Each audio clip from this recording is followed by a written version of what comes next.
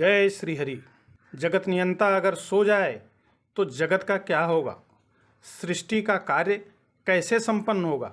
जन्म से लेकर पालन पोषण और संहार तक सब कुछ कैसे संपन्न हो सकेगा? पर सब कुछ होता है, कौन संभालता है इस जिम्मेदारी को? यह जानने के लिए बने रहिए वीडियो के अंत तक। हम आपको हर बात विस्तार पूर्वक बताएंगे। दरअसल भगवान विष्णु के शयन का संबंध आषाढ़ शुक्ल पक्ष की एकादशी से है, जिसे देवशयनी और पद्मनाभ एकादशी भी कहते हैं। इसी एकादशी से भगवान विष्णु करीब 4 महीनों तक योग निद्रा में चले जाते हैं और सृष्टि का संचालन भगवान शिव करते हैं। पद्म पुराण में एक वर्णित कथा के अनुसार युधिष्ठिर ने एक दिन भगवान श्री कृष्ण से पूछा कि आषाढ़ मास की शुक्ल पक्ष की एकादशी का क्या नाम है और उसका महत्व क्या है। तो श्री कृष्ण ने युधिष्ठिर को बताया कि आषाढ़ महीने के शुक्ल पक्ष की एकादशी को देवशयनी एकादशी इसलिए कहते हैं क्योंकि भगवान विष्णु उस दिन से 4 महीने के लिए पाताल लोक चले जाते हैं। वहीं पर वो वामन रूप में राजा बलि को दिए वचन के अनुसार निवास करते हैं, जबकि अपने चतुर्भुज रूप में भगवान विष्णु वैकुंठ में शेषनाग की शैया पर शयन करते हैं। इस एकादशी के दिन से 4 महीने तक भगवान के शयन में चले जाने के कारण ही इस एकादशी को देवशयनी एकादशी, महा एकादशी और थोली एकादशी भी कहते हैं। एक अन्य कथा के अनुसार एक बार देव ऋषि नारद जी ने जब ब्रह्मा जी से इस एकादशी का महत्व जानने की इच्छा जताई थी, तब ब्रह्मा जी ने उन्हें बताया कि सतयुग में मानधाता नामक एक चक्रवर्ती सम्राट राज्य करते थे। उनके राज्य में प्रजा बहुत खुश रहती थी, लेकिन एक समय ऐसा आया जब उनके राज्य में पूरे 3 साल तक बरसात हुई ही नहीं। अकाल से चारों ओर त्राहि त्राहि मच गई। राजा यह सोचने को विवश हो गए कि आखिर मैंने ऐसा कौन सा पाप कर्म किया है जिससे मेरे राज्य का यह हाल हो गया।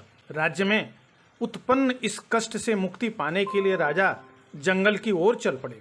जंगल में विचरण करते करते वे ब्रह्मा जी के पुत्र महर्षि अंगिरा के आश्रम में पहुंच गए। ऋषिवर को प्रणाम कर मानधाता ने उन्हें अपना सारा कष्ट कह सुनाया। महर्षि अंगिरा ने कहा, हे राजन, ब्राह्मण के अतिरिक्त किसी अन्य को तप करने का अधिकार नहीं है, जबकि आपके राज्य में एक शूद्र तपस्या कर रहा है। इसी वजह से आपके राज्य में वर्षा नहीं हो रही है।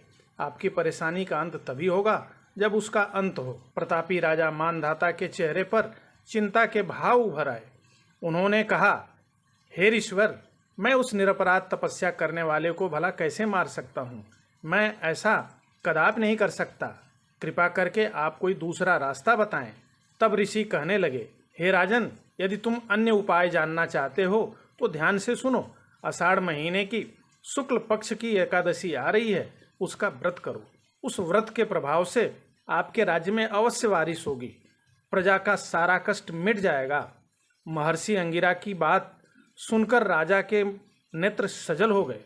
उन्होंने ऋषिवर के चरणों में प्रणाम किया और विदा ली। अपने राज्य में आकर ऋषि के बताए अनुसार एकादशी का मानधाता ने विधि पूर्वक व्रत किया। व्रत के प्रभाव से मानधाता के राज्य में खूब वर्षा हुई और पूरा राज्य धन धान्य से परिपूर्ण हो गया। पद्म पुराण में एक और कहानी भी मिलती है। उसके अनुसार वामन अवतार के समय जब भगवान विष्णु ने दानी राजा बलि से 3 पग में उसका सब कुछ मांग लिया, तब राजा बलि ने भगवान से कहा, हे प्रभु, मैंने अपना सब कुछ आपको सौंप दिया, अब मुझ पर कृपा कीजिए, अपना चरण मेरे सर पे रख दीजिए। भगवान विष्णु के चरण राजा बलि के सर पर पड़ते ही बलि पाताल लोक पहुंच गया। वहां भगवान वामन ने राजा बलि की दानशीलता और भक्ति से खुश होकर वरदान मांगने को कहा। राजा बलि ने हाथ जोड़कर विनय पूर्वक कहा कि हे प्रभु, आप मेरे साथ पाताल लोक में निवास करें ताकि हर दिन सुबह उठते ही मुझे आपके दर्शन हो सके। कहते हैं उसी समय भगवान श्री हरि ने राजा बलि को वचन दे दिया था कि वह हर साल आषाढ़ शुक्ल एकादशी से कार्तिक शुक्ल की प्रबोधिनी एकादशी तक 4 महीने पाताल में ही रहा करेंगे। इस 4 महीने के समय को चातुर्मास के नाम से जाना जाता है। इसमें मांगलिक कार्य करने की मनाही होती है। कहते हैं चातुर्मास में सभी धाम व्रज में आ जाते हैं। इस वजह से चातुर्मास में व्रज की यात्रा बहुत शुभ और लाभकारी मानी जाती है। जानते हैं चातुर्मास में किए गए जप तप और पूजा पाठ का जीवन पर बहुत गहरा परिणाम होता है, इस लोक में भी और उस लोक में भी। बहरहाल, आप लोगों को मेरा यह वीडियो कैसा लगा कमेंट बॉक्स में कमेंट कर अवश्य बताएं।